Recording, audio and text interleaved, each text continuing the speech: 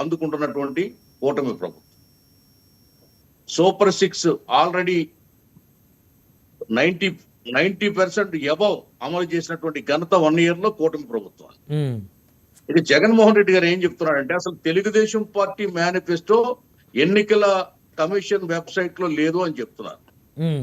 2014 మేనిఫెస్టోతో సహా Telangana chief election commission ఆఫీసులో website లో ఉంది, చూసుకోమని వాళ్ళకి మేము చెప్తా ఉన్నాం.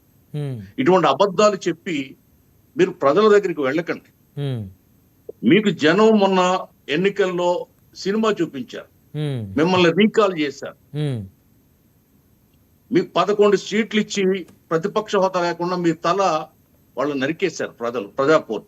అయినా మీరు కొత్తగా తలను మొలిపించుకుని మీరు ఏదో మాట్లాడుతుంటే ప్రజలు నమ్మేస్తున్నారు. మీ వెనక వస్తారు ప్రజలు. కూటమి ఇచ్చినటువంటి హామీల్ని, ఆ మేనిఫెస్టోని రీకాల్ చేయమంటూ మీరు ఇంటింటికి వెళ్తే మీకు స్వాగతం పలుకుతారు అనుకుంటున్నారేమో. మీకు చాలా అవమానకరమైనటువంటి రీతిలో ప్రజలు మీకు స్వాగతం పలుకుతారు. అంటే తిరగబడతారా ప్రజలు వారి మీద, వైసీపీ ఇన్ఛార్జీల మీద ఏమండి తిరగబడతారంటారా? డెఫినెట్ గా చీపుర్లతో చాట్లతో మహిళలు స్వాగతం పలుకుతారు. ఓకే. ఈవేళ అమ్మ తల్లికి వందనం. ఇంట్లో 6 మంది ఉంటే 6 మంది, 5 మంది ఉంటే 5 మందికి, 4 ఉంటే 4కి, 3 ఉంటే 3కి. మీకులాగా అందరికీ ఇస్తామని చెప్పి మేము మోసం చేయలేదే. కరెక్ట్ గా సంక్రాంతి పండుగకి ఇచ్చి ప్యాకెట్ ఆడుకోమని చెప్పలేదే, కోడి పందాలు ఆడుకోమని చెప్పలేదే, కొత్త బట్టలు కొనుక్కోమని మేము చెప్పలేదే.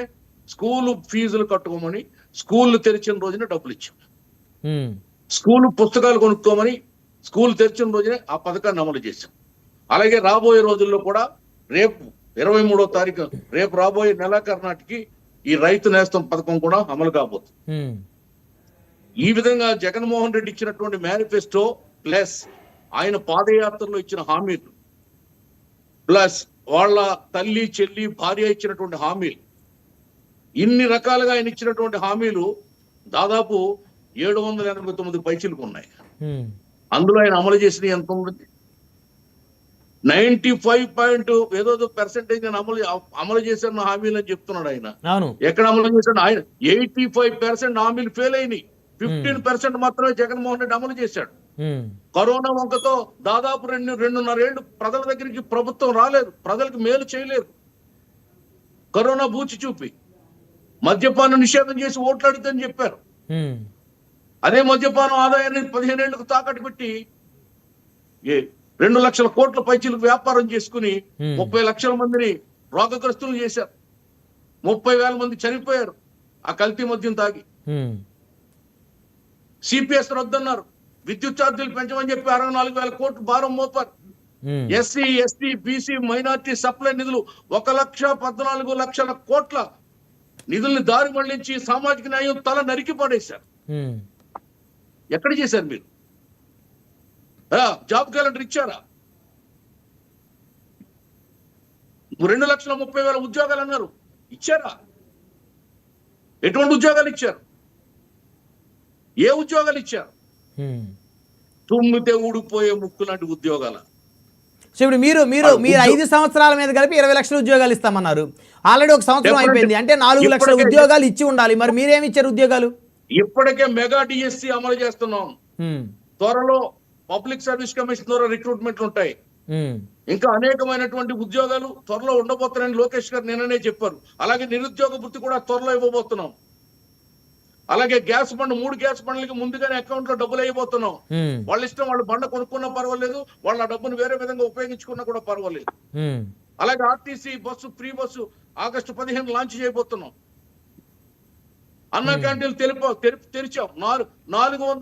240 అన్న క్యాంటీన్లు తెరిచాం. 4 కోట్ల మందికి అన్నం పెట్టాం ఇప్పటికి. అది సంక్షేమం కాదా? అది పేదవాడికి భోజనం పెట్టేది సంక్షేమం అనరా దాన్ని? ఒక్క విజయవాడలోనే రోజుకి వేలాది మంది భోజనం చేస్తున్నారు. ఇప్పుడు ప్రతి మండల హెడ్ క్వార్టర్ లో అన్న క్యాంటీన్ తెరవబోతున్నాం. 27,000 కిలోమీటర్ల రోడ్లు బాగు చేశాం. 27,000 కిలోమీటర్ల రోడ్లు బాగు చేశాం. మీరు చేశారా? రోడ్లు ఏమన్నా చేశారా? రోడ్ల మీద ఏమన్నా ఒక పార కంకరేశారా? ఒక కేజీ తారు పూసారా? అంటే మీరు బాగు చేసామంటే ఎట్లా సార్? కొత్త రోడ్లు, ఆల్రెడీ ఉన్న రోడ్లు, గుంతలు పడిపోయిన రోడ్లు మరమ్మతులు చేశారు. అంతే రోడ్లు లేవండి, గుంతలే ఉన్నాయి. గుంతలెక్కడి గుమ్మ ఉయ్యాల జంపాలా.